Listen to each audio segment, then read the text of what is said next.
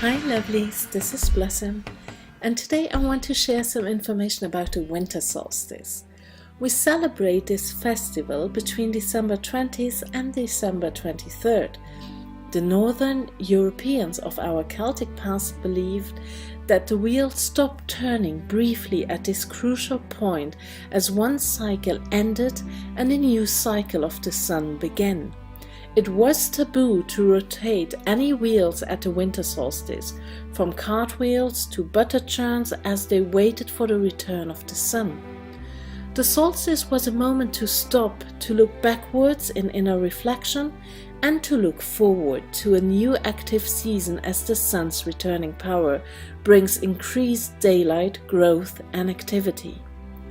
From now on, the days will lengthen and the warmth will come again.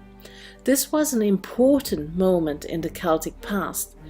Megalithic monuments acknowledge this return of the sun.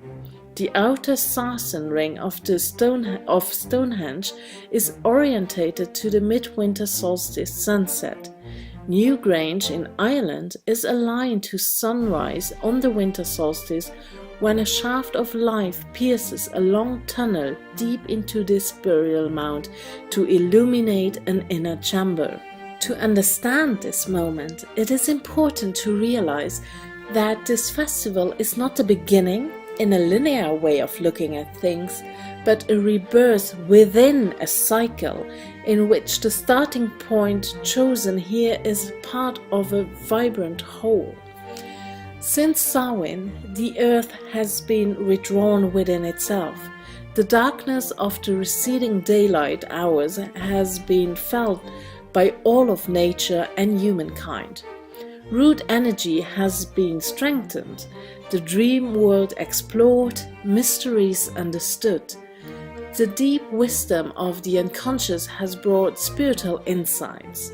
The old year has died, and through reflection and assimilation, the way is now prepared for rebirth of the active principle.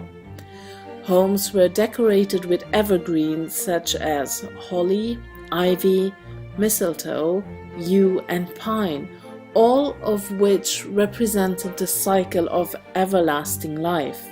Other traditional customs for the winter solstice included Yule logs, door wreath to symbolize the wheel of the year, feasting, gifts, dancing, masks, mystery plays, processions, decorated trees, and candlelight. These were to honor the return of the sun and the cycle of life. A traditional story told at the winter solstice tells of a sun king who ripened the harvest of llamas and was sacrificed back into the land within the seed. He stays underground as the lord of the underworld, and at the winter solstice he is reborn as the lord of the light, the sun god. Another story is the tale about the wild hunt. There are many different versions of it, but it is often associated with the time between the winter solstice and 12th night. During the time of the wild hunt, it is safer to stay indoors.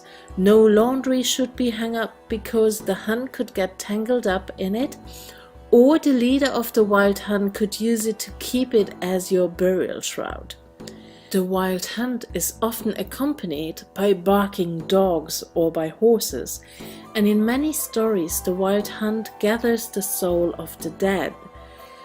Winter brings the hardship of cold and shortness of daylight.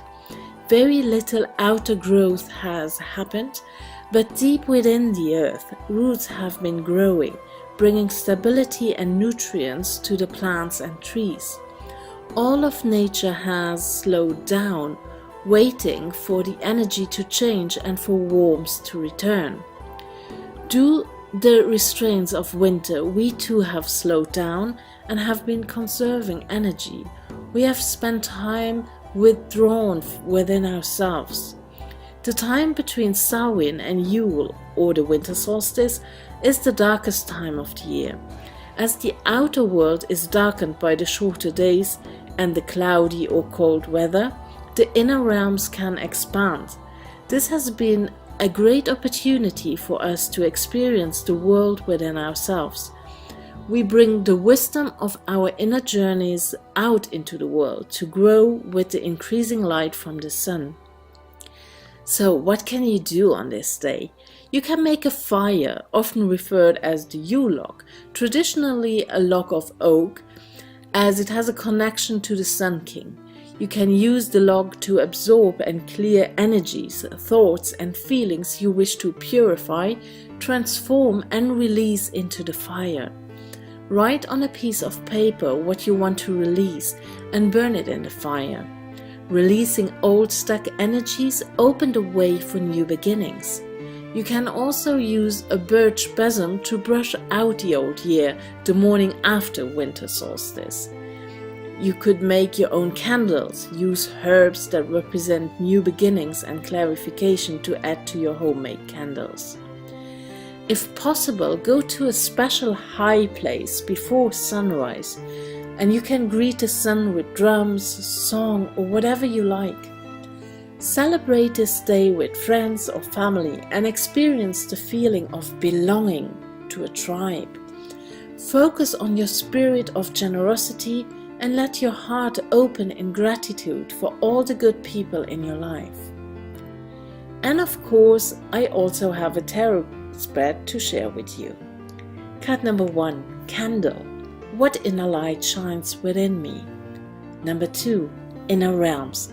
How can I use my inner wisdom in the coming season? Number 3, Rebirth. What is my first step to begin a new cycle? Number 4, Evergreen. What is still growing within me? Number 5, Harmony. How can I balance my inner world to my outer world? Number 6, Gift. Where in my life do I need to be more generous? And the last card, number 7, the Star. What is my blessing? And this is my last video for the Wheel of the Year.